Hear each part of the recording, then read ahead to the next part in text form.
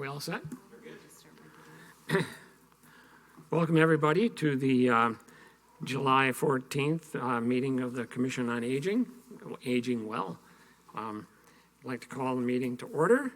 And first, we'll take a look at the draft minutes that Jill sent out. Are there any additions or corrections?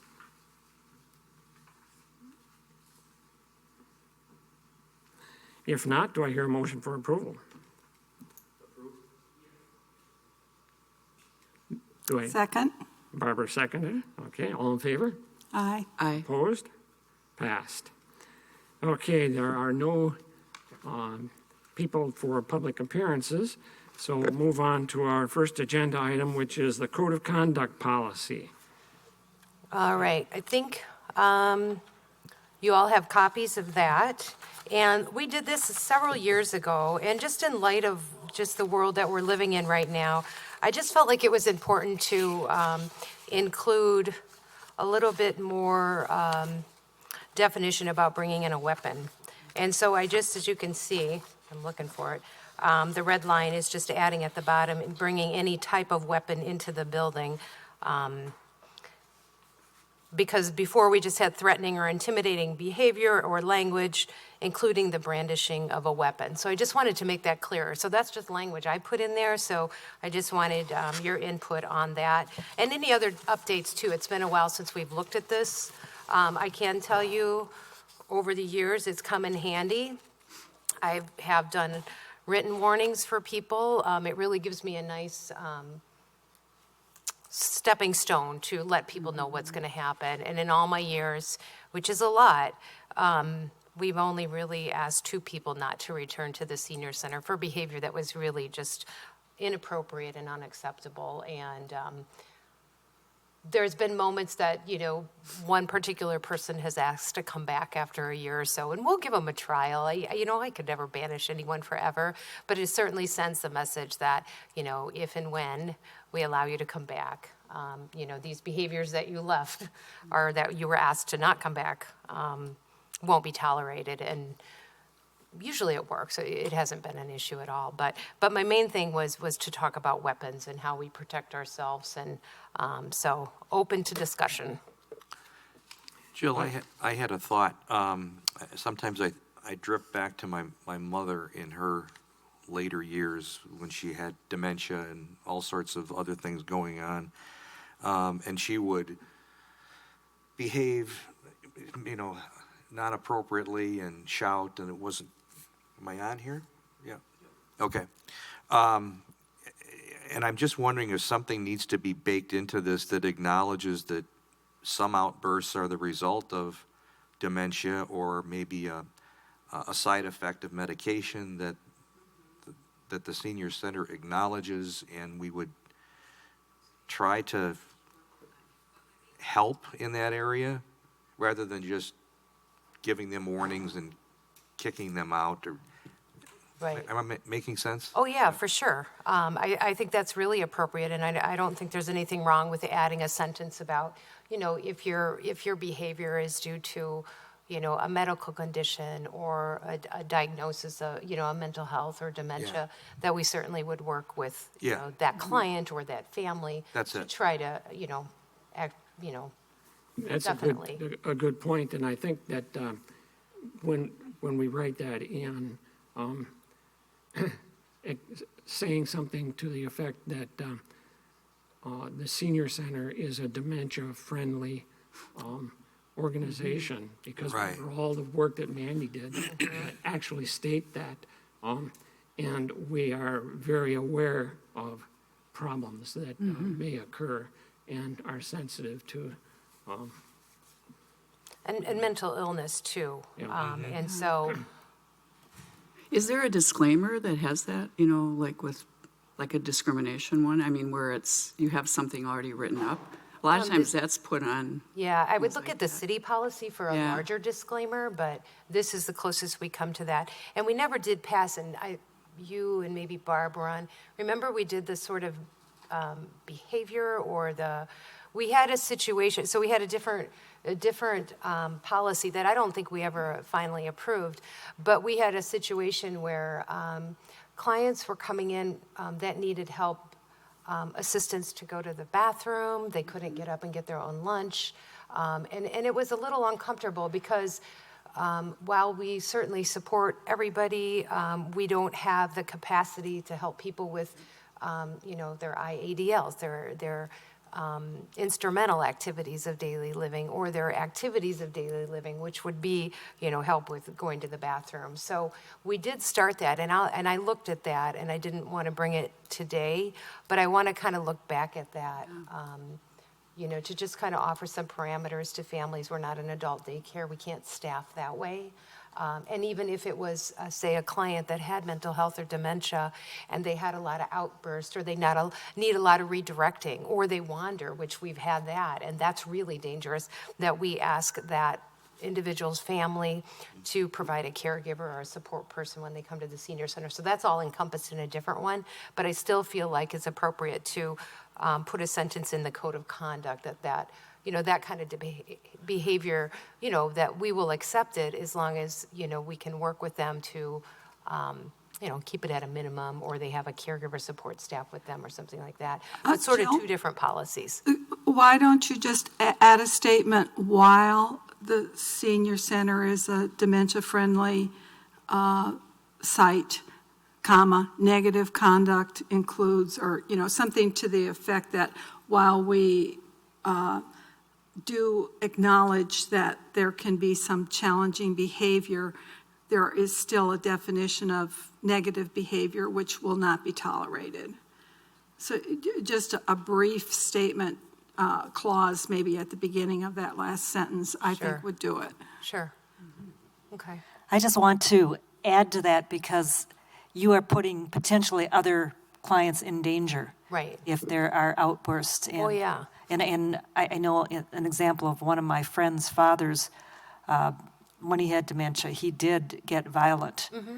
And he actually was kicked out of 3 nursing homes for that behavior because they didn't have the staff who could control it. So I do think you still have to recognize that there are some situations where this isn't the appropriate place Right. to handle that. Right. Yep. All right, I think I'll work on it, and I like these policies. It's not so time sensitive, so I'll work on a few different statements and bring them next month. And certainly if you have some thoughts in between, you can just send me your thoughts, or if you have some really good statements too that I could use. So back to the weapon, is it sufficient enough to say bringing any type of weapon into the building? Just add that as a statement on its own? We do have a no guns allowed. The city provided those stickers to put on the doors when you enter, but, people don't look at signs. And not that it being in a behavior policy, people are going to know that, but anyway, any comments about Yeah, that? I weapons? think that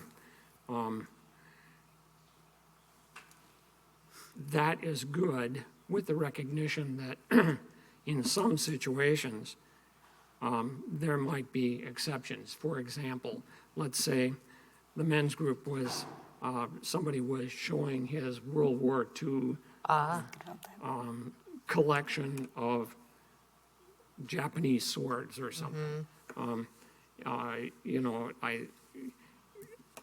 I like the idea that you're making a separate statement about weaponry. And I think it's very reassuring for the seniors who come to the senior center that we are very aware of that and are very concerned about making this a safe environment. But I just think that there might be some exceptions. And we don't really need to write that in, but if somebody had a special situation, they could contact you and get approval. Right, so that's what I was going to say. We could write that into the policy, with prior approval from staff, or just leave it out so we're not, Why don't you just say violating the prohibition against bringing weapons into the building? And that could take care of it, because your policy would maybe allow for other, for some kind of a weapon in certain circumstances. But if you stated that they violated the policy against weapons, then that's a broader.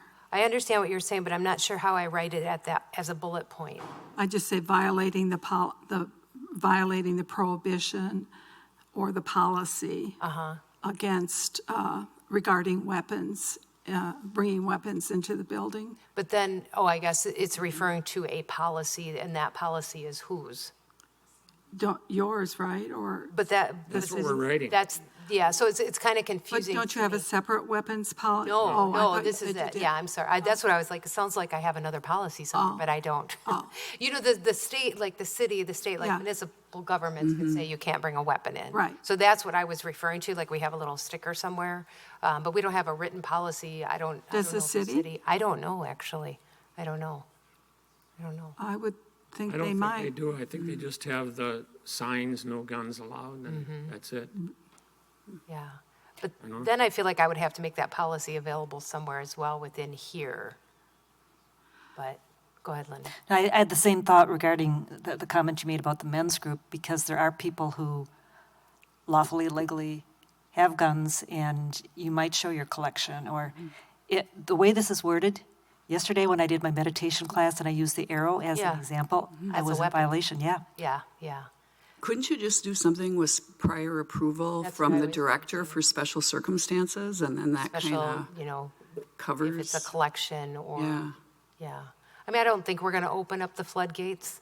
And truly, nobody reads this but me. Well, it is posted in the. It is posted, yeah. but again, we have signs that say program this way, and people walk around them and say, where's the program? Yeah, but you want something that if there is an incident, you have Yes, muscle behind you. correct, that you didn't get It's prior clearly approval. stated. Yeah, all right, so I'll work on that too. I think that's a really good point. And then I'll work on a sentence related to, folks that are struggling with mental illness or dementia, and that behavior, if it can be managed through A, B, and C, they're certainly welcome to come. Yeah, Okay, so we'll table that until Yep. future meeting then. yeah. Any other comments, or, again, it's been a while since we've looked at this.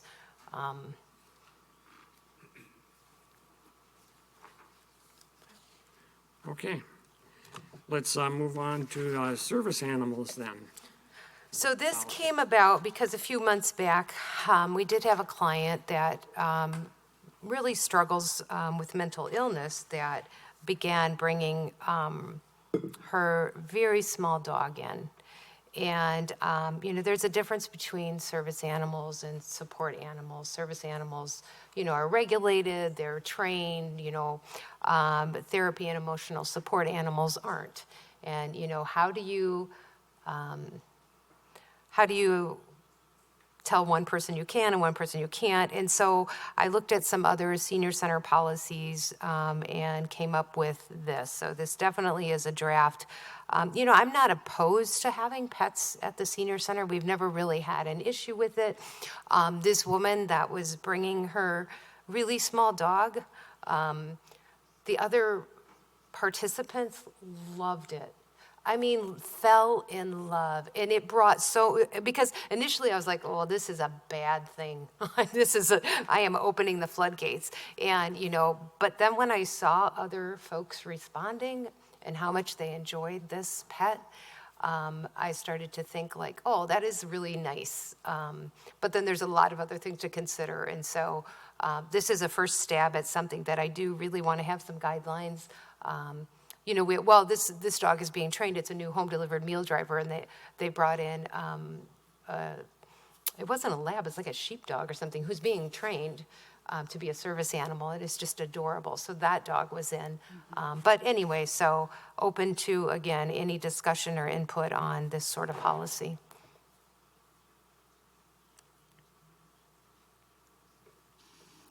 Do people, would you allow someone to bring in a pet if they ask permission in advance?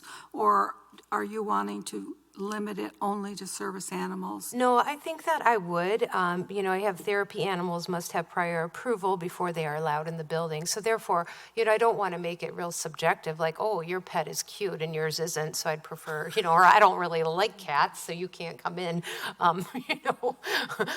So, there'd be certain considerations, is if it's a huge animal that's going to cause tripping, that we would have a discussion about those things. If it's an animal like this animal that literally the woman had a walker and I didn't even know it was there. It just sat in there. But, certainly this is not a black and white situation. It could open me up to things. Again, I've never had, this has never really posed a problem. But when this happened that one time, I was like, oh, this would be good to have a policy. So I have something to fall back on. Yeah. And approval for each time they bring the? No, I think just a one-time approval, and, we maybe have a schedule or something, maybe it's just, oh, I want to show off my pet today, or every time I come for lunch, this, really helps me with my anxiety, and so. Something that you could nail down with the person. Yes. At the outset. Yes, So that exactly. it might be a one-time thing, or it might be every time they Right. come. Like a snake would cause me a ton of anxiety, so I don't know if I would let someone, again, that is very subjective. Maybe other people find calming things in snakes, I would not. So anyway, it might end up being, I don't like that pet. It won't. I'll be very objective, but it would be hard to let someone bring a snake in. I think your prior approval is the key. Correct, right. So Right. people just don't show up. Yes, exactly. Then we're prepared. Yeah, yeah. Which you also could add in the weapon one, making sure it was prior. Oh, I will with the yeah. program. Yep, for sure. Yep. Now, even though the therapy or emotional support animals have no definition, more or less, under the ADA, is there any doctor, psychiatrist, or counselor who is involved when people are using them? Do you know? I read a little bit about that, and I think that I think they can prescribe it, that my doctor recommends, but I don't know if it's ever a formal written, I have to have this, That would make it easier for you. I could be wrong, but I would think Okay. that doctors want to stay away from sort of deciding, that or not, but I wouldn't want to ask for that because I don't think most people would have that. Yeah. Oh, I thought there might even be a description. There might have been some, Not that I read of. Okay. Yeah. So I know that the airline industry has had all sorts of problems Correct. with this. Yep. Yep, for sure. I think somebody had like a peacock or something bizarro that went on an airplane. I'm a miniature horse. That would be very soothing to me. So is this would you like us to vote on? I mean, if you don't see any issues with this one, I think it's clear, it's simple. There was another senior center that it was literally like 4 pages. And they had every ADA and everything. And I was like, this seems pretty clear. The handler's responsibility, I sort of cut and paste from some other different pieces of other ones that I felt were really clear and straightforward. But again, this isn't so time sensitive that we have to do it today. If there's some statements you think I should research or add, I'm happy to do that too. Do you want to limit it to dogs? Since it's specified under service animals, the ADA defines it as a dog. Do you want? I feel like in the ADA, are there other service animals besides dogs? I don't know. I don't think there are. I think dogs are the only trained service animal. Maybe there's a horse. I don't think so, but I think in what I read, but I can look into that. But then you could carry that over to the therapy animals too, so you wouldn't get your snake or I wouldn't get my miniature horse. snake or my pony. Possibly. I don't think that for the pets you should restrict it to just dogs because because there are a lot of comforting pets that aren't dogs that as long as you approve it, Yeah. that's fine. And I To guess, me. if it's disruptive to programs or prevents a health issue, that would be taken into consideration. A big python might cause a lot of anxiety and be very disruptive. So I feel like I have some leeway to say, that's insane, I can't have a pony in here, because, the dining room is full. There's no room for your pony. So, I think it's best just to leave it general, since you don't have a lot of issues with it right now, and monitor it. And if you need, it gives you enough leeway to make a decision or to impose a decision if someone is acting inappropriately or bringing in an unruly pet or Right. something. Right. I think we can approve this as is. Yeah. And again, if something occurs and I need to bring it back and want to add something, we'll do that. Okay, awesome. Do I hear a motion for approval? So moved. I'll second. All in favor? Aye. Aye. Opposed? Okay, Awesome. service therapy. So I'll be bringing other policies forward. One that we're working more at a city level is a program policy to sort of define, what's an appropriate presentation, what's not an appropriate presentation. These are volatile times, and I think that some guidance would be healthy from a city perspective, not just from the senior center, but also from the community center, from the library. So we have met and kind of started a discussion about that. So I'll bring that forward, hopefully in the next few months. So, okay. Okay, next we have the Senior Center Friends. Thank you. During June, the Friends paid $437 for special needs, $275 for patient advocacy, and $60 for scholarships. The brought lunch will occur today, beginning at 11:30. For $5, you'll get a brat, a bun, chips, cookie, bottle of water, and condiments. Join us in the dining room. No reservation is needed. Several local businesses have helped by making either monetary donations or product donations. The travel show, after the travel show, they had 20 people sign up immediately for tours, both later this year and in 2023. A group of 9 will leave tomorrow for a trip to Colorado. Brochures for future trips are available in the Senior Center across from Susie's desk. The showcase has been updated, so take a look at some new photo collages from previous tours and other activities at the center. Discussion of transportation ideas and commitments occurred and will continue next month. The Friends will need several new board members to begin in October, so we are recruiting. If there's anyone watching, or if you know of someone who might like to join the Fitchburg Senior Center Friends Board, please call the center, leave a name and number, and we will get back to you. A committee was formed to brainstorm ways to celebrate the National Senior Center Month in September, and that's it. Any questions? Okay, thank you very much. The Senior Center Director's Report. I want to be as clear and concise as Marcia. I feel like I was like, that is an awesome report. All right, I'll try to follow your lead, but I kind of get off on a tangent. Let's see. I wanted to thank. I start with some programs.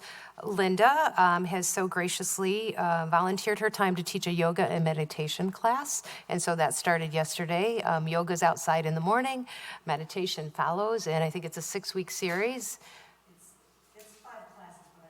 Oh, that's why. Okay, 5 classes. So thank you for doing that. I think it's just another example of the commitment that volunteers give to the Senior Center. And it's just really cool when you can share your gifts and your talents. There's another gentleman who is doing it's called Micah's stamping class, and he just comes in every day and has coffee, and this is a hobby that he has. And so you take these glass sort of, they almost look like coasters, and then you can design them, and people just have to pay for the material. But again, he's sharing his talent and wanted to do a class. So that makes me feel like that, that's how I measure the success, is people are willing to, like, I like this place, I want to give back. And so very appreciative of that. We're hosting a writing workshop using memorial funds from Winnie Lacey, Paul and Phil and Winnie, longtime members. And so another thing, families give back, and that just really reflects the commitment that their folks had to the center and their involvement and what it meant to them. So that's getting pretty full. I wanted to thank my committee of Barb and Linda and then Nan Hoffman, who sit on the kind of plan for growth. We've done a lot of work on our legacy brochure. I don't have copies for you all, but we updated this, and I'll pass it around to you guys, changing the picture, adding the mission vision statement, and it just really,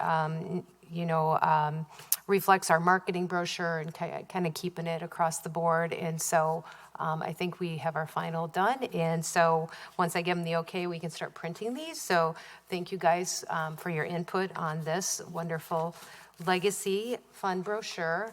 And then I'm happy to report that once we did update our marketing brochure, we have one in Spanish now.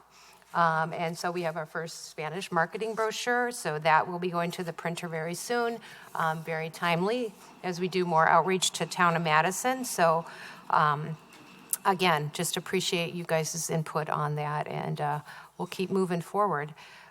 Speaking of town of Madison, that's going to be here before we know it. We did our first outreach at the end of June with the other city departments, and we'll be going back in July the 28th, and we go from, I think, 4:30 to 6:30, do a few giveaways, some card making, and it was very successful. We did, just to connect with some older adults to say, we're coming, we'll be here soon, and here's the things we can do for you. Again, the official annexation is November 1st, so that's when we can really start to provide services. So I don't want to push our services too much, but let them know that things are going to get good, because I think a lot of at least older adults that live in the town of Madison, they're far enough away from the city of Madison, they don't feel connected or get those services that they should. So I look forward to serving them. We're seeing more and more hoarding issues, which is always an interesting, fascinating thing to me. It is a mental illness, and so caseworkers are working with a couple folks with that. And also, too, we're working with, I've mentioned before, the Hotels to Housing program, which was ARPA funding initially to get people off the streets. It was homeless to hotels during COVID, and then money was found to move folks from hotels into apartments. But the issue now, and this is what we said, as soon as that program rolled out, what happens when the money's gone? So now they're saying, okay, this money will be available through mid-2024. So it seems like a while, but it's not, because they're starting to tell folks that are on this program, and this is all ages, that you have to start figuring out a way to pay maybe 25% of your rent. Well, this is not a viable solution for people, particularly older adults. We have folks that have mental illness that are on this program. So I met with Dane County this week to say, this is great, but this is going to be a disaster. And they know that too. And there's not a lot of solutions. So it's really concerning to me. We have probably about a dozen people that we know of. Most of them live at the High Line, that are starting to be asked to find jobs, to start paying rent, and that is just not going to happen. And so I don't know what's going to happen. It's really concerning, and it was probably one of those like, oh, this is a great program. We know it might be a little sketchy when the money runs out, but we'll deal with it then. But you can't find that kind of money just anywhere. So Dane County's like, yeah, we know. So again, I'll keep you posted. It's unfortunate. You can't just take people that are homeless and put these in these beautiful apartments and then say, okay, now figure out how you're going to pay for it after a year. It's just not feasible. So we'll watch where that's going. I don't have a lot of control. Lutheran Social Services is the paid provider to sort of transition these folks into finding jobs and starting to pay for their rent. But we're working very closely with Lutheran Social Services to assist with this because these people live in our community and their caseloads are huge. So they're coming to us. In fact, I think the social workers are meeting with them today to say, how are we going to manage this? So a lot of time being spent on that. Working on the county budget right now. We'll be asking for an increase in county funding for case management and nutrition, which is pretty standard. So I'll keep you posted. Again, this year we had 52,000 for case management. We also get another 15,000 allocated for MA, medical assistance case management. And those are hours that we actually bill for. So that money's not guaranteed, but we usually get that money back because we have that many MA people and can bill for those hours. And then for nutrition, we got 35,000. So we're hoping to get a little bit more next year. We'll see how that goes. I have to report that starting September 1st, we no longer will be doing Hy-Vee. You know, it's been a year. We started to pilot the Hy-Vee lunch, which is lunch at Hy-Vee on Wednesdays. And attendance has been, you know, okay, not great. You know, we've had as low as, 6 or 7, and we've had as high as 25. There is a ton of paperwork that goes along with this program. There's a ton of county reporting. There's a ton I have to do at finance. We have to send 2 volunteers, or Mandy has to go up there every Wednesday, so it's pulling away from staff time. But my main reason that I was an advocate to discontinue the program is before we started the Hy-Vee program on Wednesdays, we brought over between 15 and 17 on the bus to have lunch at the senior center. We really expected for those folks that ride the bus, they would be very excited to go to Hy-Vee on Wednesdays in lieu of coming here just to go to a restaurant, have something different. We literally are taking 2 to 3 people on the bus a week. We used to take 17 here and only 2 to 3. So for the people that we did reach out to that are attending, yep, some of those are new people. Some of them are new from Fitchburg. Lots of them come from Belleville, Verona, Madison, which is fine. But for the amount of staff time it takes, and for the people that I feel are most vulnerable, that really enjoyed coming here, they're not participating. So the west side, the Whitney Way location will stay open for the My Meals My Way. The east side has closed. And so as of September 1st, we'll be back to normal. So anyway. Yeah, from what I can see, the Hy-Vee location is not really conducive to a lot of discussion. It's kind of segmented. You've got high Yep. chairs. Yep. And so you really can't get a lot of interaction Yeah. going on there. And I think that was a big piece of it. Initially, we had, 7 or 8 on the bus, maybe, those first few Wednesdays. But yeah, they couldn't sit with their friends, and they like us as staff. I mean, we always eat with the participants. It's a really fun time, right, Jim? It's fun. Jim's there on Tuesdays serving us all lunch and cleaning up after us. But, so I'm glad I gave it a try. I've never been a big proponent of it. I don't want to be a naysayer, but it kind of panned out like I thought it might. And Hy-Vee was only open on Wednesdays for us now. I don't think that restaurant is open during the week. So I felt like things were going to come down the pike anyway. So anyway, that's where we're at there.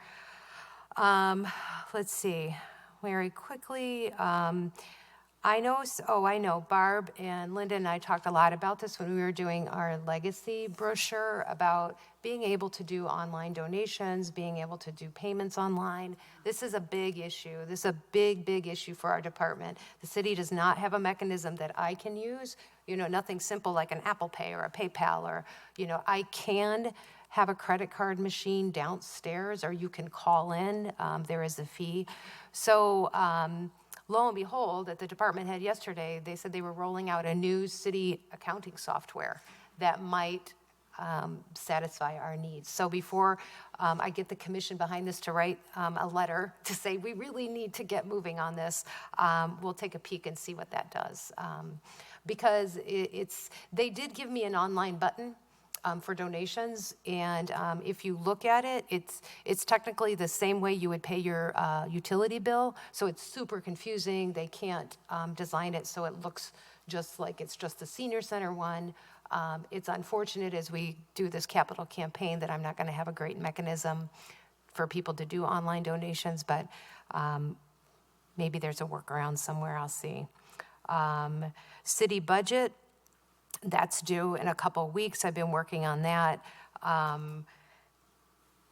I am putting a couple new proposals in, and I'll let Dave know too. I know these aren't going to fly. This is not the time to put any new staff in. The budget looks bleak. Funding from the town of Madison, tax funding is a little lower than I anticipated. It's just, it never seems to be a good year, but this next year seems to be even worse. But I'm throwing it out there because it just starts people thinking. So for years and years ago, 2006, we started the volunteer coordinator position at 10 hours a week in 2006. We couldn't retain anyone at 10 hours a week. They couldn't even do anything. It was decided, and at that point, the nutrition site coordinator was 25 hours a week. So I went to the city and I said, can we combine these positions and make it a full-time position so we can have a capable employee and retain them as a full-time employee? So in 2007, that's when we hired Mandy, and she took on both of those roles. So fast forward to now, both programs have grown substantially. Both programs take a lot more time and a lot more work. And we have other duties that I'd like to see put under somebody's job description. So I proposed to the city that we hire a 25-hour-a-week nutrition site coordinator. This is someone that just is in the kitchen all the time. So the volunteers, we've shifted a lot of paid responsibilities to volunteers, which, that's good and bad. But, when things really go wrong, we need to be there. If temps aren't right, if drivers don't show up, meal routes are crazy, and Mandy's being pulled in whatever many directions. So I would like to just have one person that's responsible in the kitchen all the time. And then we would take that position that Mandy is currently in. It would continue to be a full-time position, but it would be a volunteer manager, and they would take over all of our marketing. So they would do our social media, our website. So right now, I'm doing the brochure, Mandy does Facebook, Dave does the website, Mandy updates this, we forget to tell Dave, the website looks terrible, and then I'm working on these. So, these are these are the times that we live in. This was not how it was 10, 15, 20 years ago. These are a lot of other duties as assigned, but these aren't small duties. This is a really key component of how we market our senior center.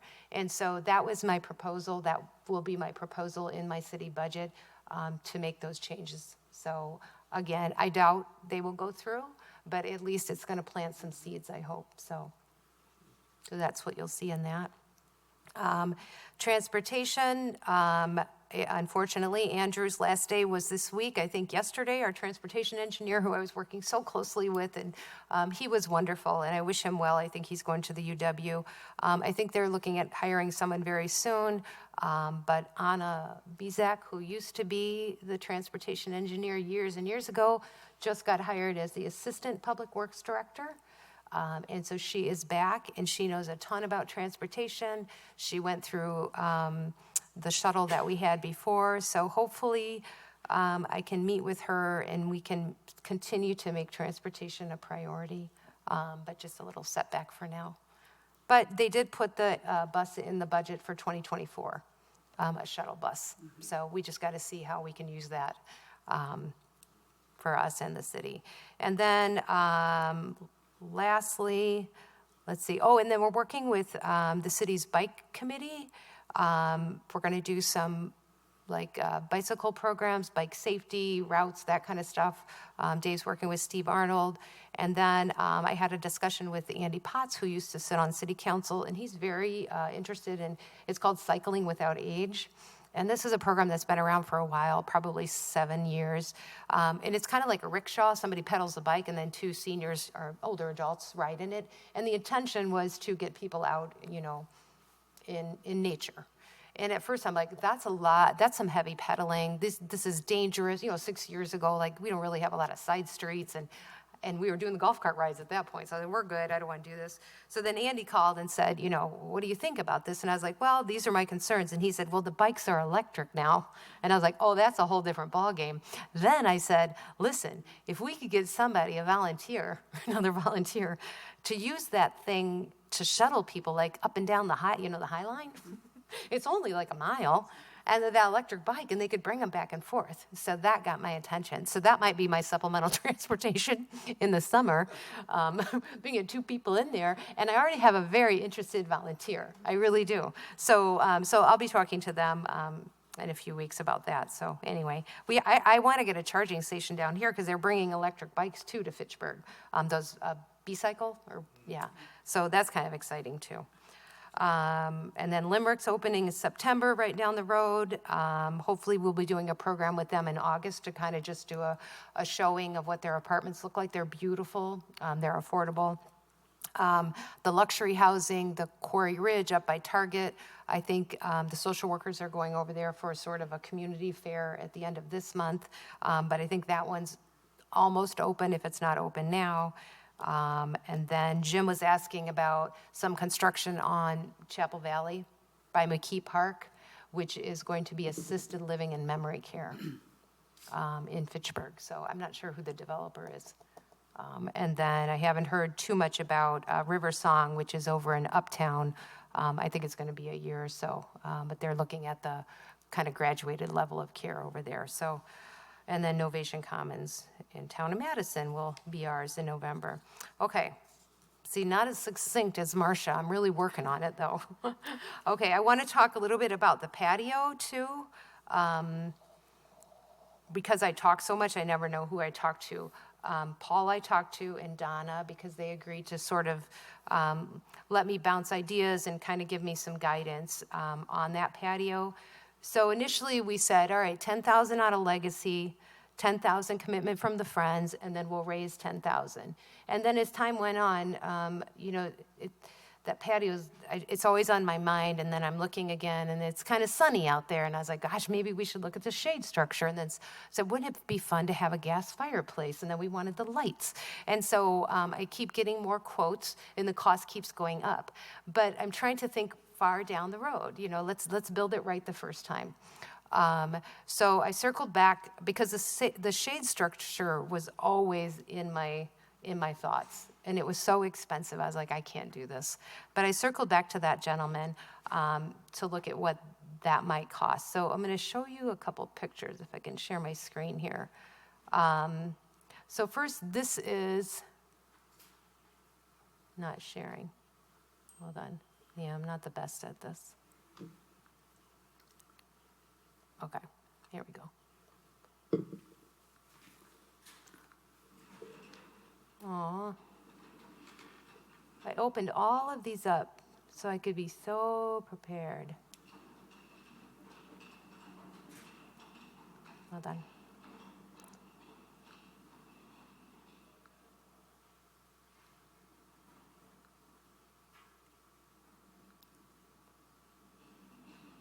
Aw. How can I be so bad at this? Right?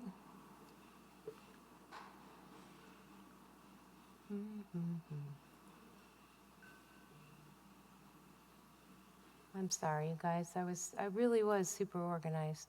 Jeremy, can you help me? Maybe.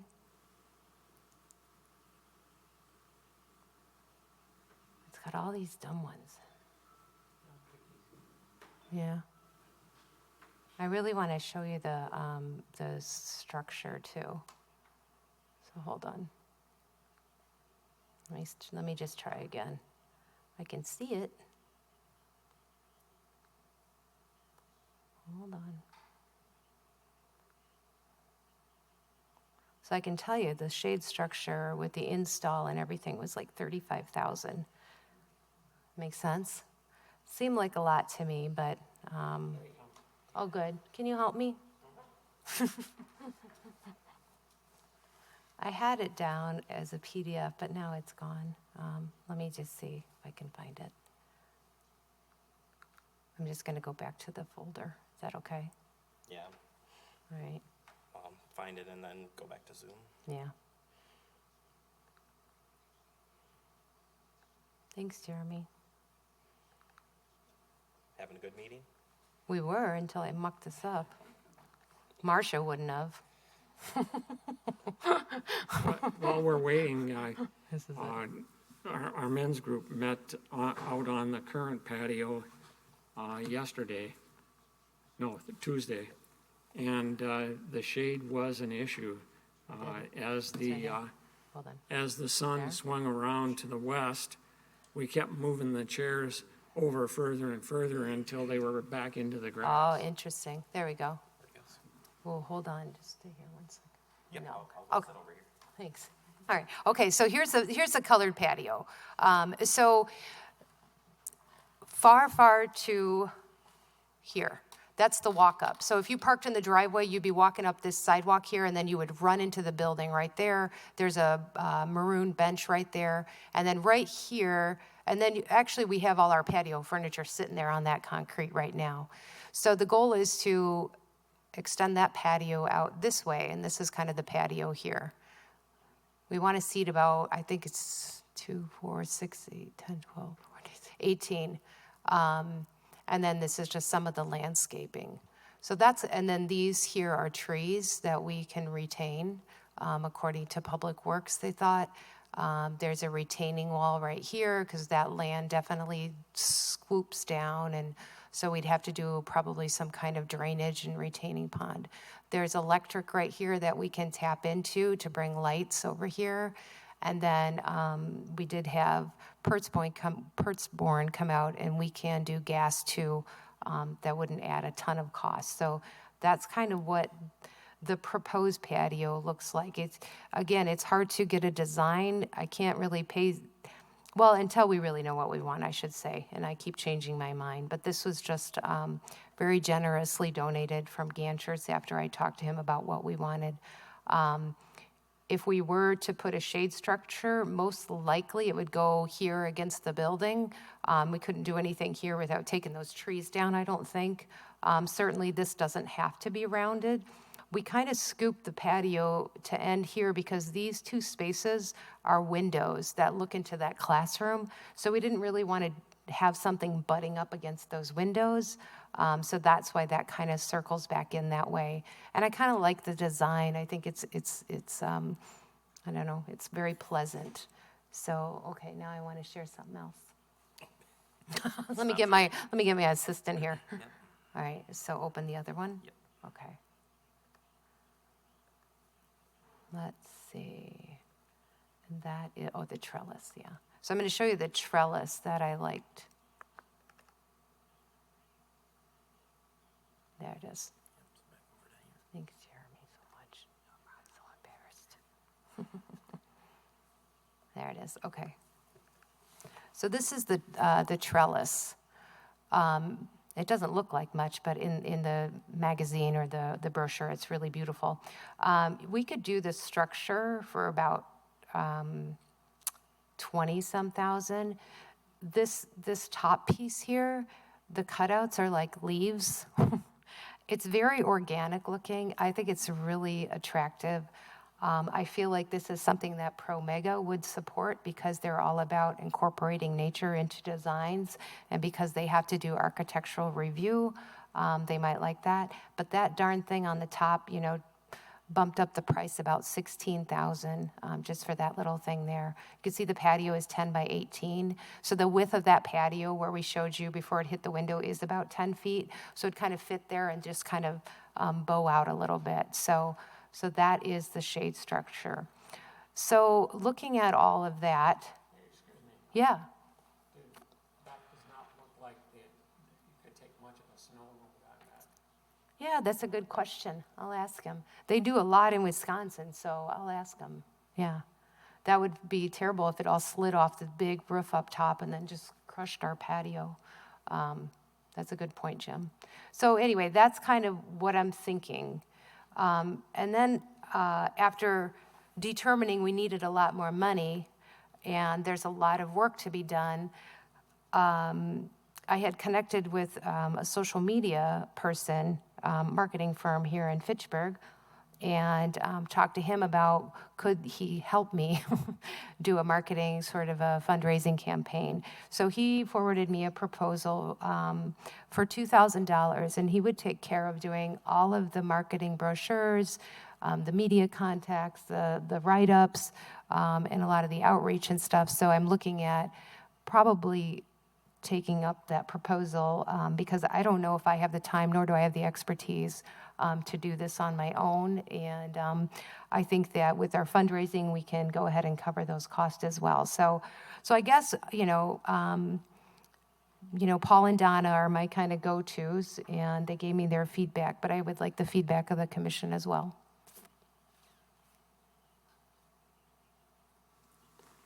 As far as marketing, local morning TV has specials a lot. And if we could get like Channel 3 to come out here, take a look at what we're planning and see if they could help us with in our campaign and what we're looking for. Right. That's a good way. I think that'd be a good way to go too. And Jeremy's free. Yes, Fact TV would be happy to make you a video to share. I think it would be a good thing to, we do a lot of video work for them, so we can help, and we can do check-ins too. Right. So as you guys are moving along and the funding's going along, we can do a little update kind of in between the bigger campaigns. But you're right, I do all 3 stations too. I would invite, all you do is make a press release and send it out to all 3 stations, and they would be able to help you out. Yeah.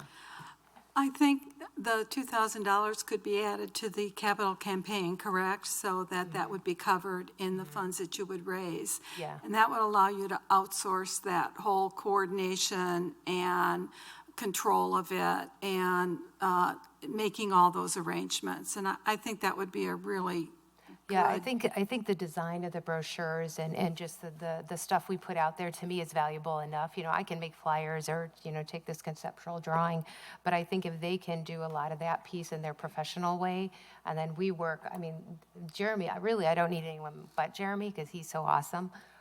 But, if we're going to go out and maybe try to get some business sponsors and that kind of stuff too. But if they could do an entire plan. Correct, So that right. you would have the dates and timing and Yep. all of that figured out. Right. That would save you a lot of time and Yeah. make it a more effective campaign too. Well, and more reasonable, because I think my first plan, I already had the patio up. When I first started talking about it, that's my timeline. Like, well, this should not be a problem. But back then, it was a concrete slab. I didn't realize that Promega had to give architectural. I kind of go in pretty quick, and then I have to back out. But that's okay. Yeah. So, any other comments? Do you like besides the snow crushing that awning? That is a consideration, but yeah. How is the fireplace going to be used? Because right. that seems to be something that would be done or utilized mostly after hours. Right. And the We did talk center about is that, too. not open in Right. those hours.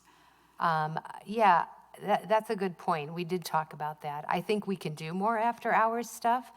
How do we say, well, we kind of only want you to use it, or should I? I don't know. That's something to talk about. I just thought, and some of this could be 2 phases.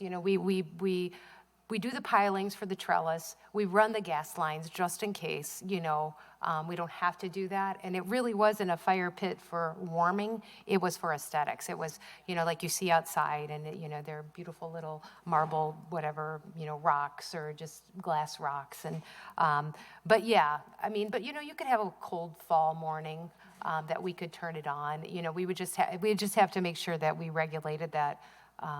Is it going to be something that's open to the public? Is a renter group that wants to kind of,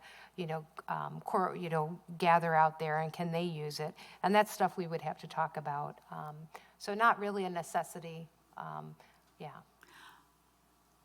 At what point do you think it would be important to create policies then on the use of the patio? Super quick. Yeah. And Maybe again, part that of the proposal? And that would, well, I don't know. I think we would have to tie that in, and I would have to work with the Parks Commission and Rec to tie into a lot of, what do their policies look. They do all the rentals of all the rooms, and they have policies, so I would probably have to work with them.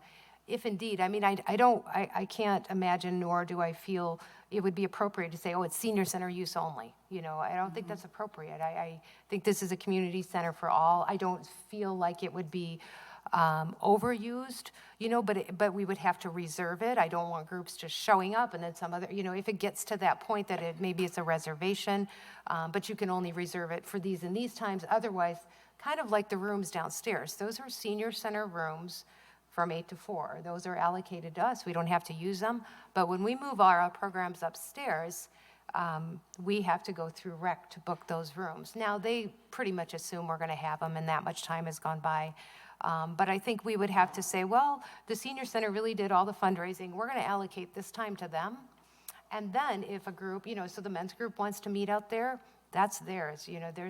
But if we want to start renting it, and maybe that's a way to get income, to other groups in the evenings, or just like now, if it's a senior center affiliated program, I have access to that patio first. But I think that's a good point, Barbara. We would need some policy. Perhaps an implementation plan with dates and target dates for getting a draft proposal, going to all of those things laid out from concept to actual cutting the ribbon and opening the patio might help, and it also Right. might surface any other issues that I did have a maybe time. unexpected. Yeah, I did have a timeline that I shared with the city because we had to get the approval to do the budget amendment. Let me see if I have that. But maybe an actual implementation plan with who's responsible and. Right. Because I'll tell you, I'm a I think, planner. and maybe Jeremy knows, I mean, working with Pro Mega could really slow it down. Yeah. The architectural review. Come on. Oh, go ahead. Does the comprehensive communication plan have a timeline that's kind of built in that, so you can kind of build and have one thing? Well, I don't have a plan yet. I mean, if you hire this person, Oh, is yeah, what I'm he saying. kind of gave me, in his proposal. Because, yeah. in doing referendums, that's what you do. I mean, when we Right. did them in schools, you did the big plan, and then everything went on that plan. Exactly. And then you can kind of see from beginning to end. Right. So this was my initial timeline that I had given to the city when they did the budget amendment. So May and June, that's when it got referred out. I was hoping to, we did get our fundraising, our campaign committee, which is Paul and Donna. The Friends did give us their confirmation. I did Fitchburg, the Fitchburg Center already knows about the plans. They saw that conceptual drawing, which they were comfortable with. It's more now the materials and even down to the plants. They have to approve the landscaping and stuff. But they do know that we're doing it, so that was good. And Public Works has been involved from the get-go. So it was, the donor recognition, I don't know. That would be something I would talk, we'd talk with our committee and also if we hire this firm. So this was sort of my timeline for kicking off the campaign, and I think we could still manage this, particularly if I have help with this. I will work with finance because I do think an online mechanism is going to be really important here, looking at business sponsors. So then once that's all done, I can't send out an RFP until all the money is raised. And again, Paul, I can't remember what I told you because initially we were going to raise 10,000, but I think it's 50 altogether. Maybe a little more. I think I was saying no, we need 50 on top of the 10 and the 20, the 10,000. So, but I need to relook at that too. And I did talk to the finance director to say, oh, it's getting bigger. I'm going to need more money. So we're going to have to do another budget amendment. This is me diving in so fast and then trying to, backswim. As I, but I don't do projects, so. So anyway, once we do, I don't think we'll end our capital campaign and have all our money by the end of August, but who knows? Then once we have the money in hand, that's when I can send out the RFP, and by that time we'll know, okay, we want that shade structure, we want the gas lines in there, we want the lights and that kind of stuff. So anyway, we're not, it's. Once we select that construction manager, whoever, landscaping firm, it'll be, based on their time frame when they can start construction. But it would be good to get it kind of on the books as soon as possible because I know that they get really, really busy. So the goal would be to have the patio open next summer. So I got a year, which, before I thought I only needed a couple months. Yeah. So anyway, that's where we're at. Well. Always got a lot of thoughts. I might suggest that we have remote control of the gas lines from the inside so that after hours, somebody can't just come and Oh, turn for on sure, the oh, for fireplace. sure, yeah. Oh, yeah, they can't do that without having either a remote or a staff person present, you know, so that would be my goal, that, you know, whomever is the building attendant would be in charge of turning that on and off, not a participant, so, yeah. Jill, I would advocate having this company, this PR marketing company, maybe come in at a future meeting and just kind of outline what they're responsible for, what their timeline looks like, and give the commission here a chance to ask some questions. Awesome, that's a great idea, thank you. Okay, anything else? Do you have anything else? I don't. Oh, okay. Okay. I noticed Thanks, Jeremy. on the agenda, we didn't I have. didn't. We didn't have when the next meeting is. Well- Is that because we're not having a meeting? No, I want to have a meeting. I didn't put it down because my son is moving to Nashville, and I was thinking that was the day we're taking him, that next meeting. And so I was wondering if we could look at a different date, because I don't want to not meet. And so if I throw out maybe a doodle poll, you know, it's easier than for me to throw something out now. I'll send it all to you guys if we could reschedule, if that's okay. Because I'll be gone that day. Okay. So it'll be close to that time, but I feel like I don't want to miss August. Okay? And if there's any dates you guys are going to be gone in August, just shoot them out to me, and I'll avoid like, oh, that week I'm in Alaska or wherever. So I know I have a very active committee here, so, okay? All right. Okay. If there's nothing else, do I hear a motion for adjournment? I so Nobody wants move. to go? I was like, I can keep talking. Barbara? I so move. Seconded. Moved and seconded. All in favor? Aye. Opposed? Motion approved. Adjourned.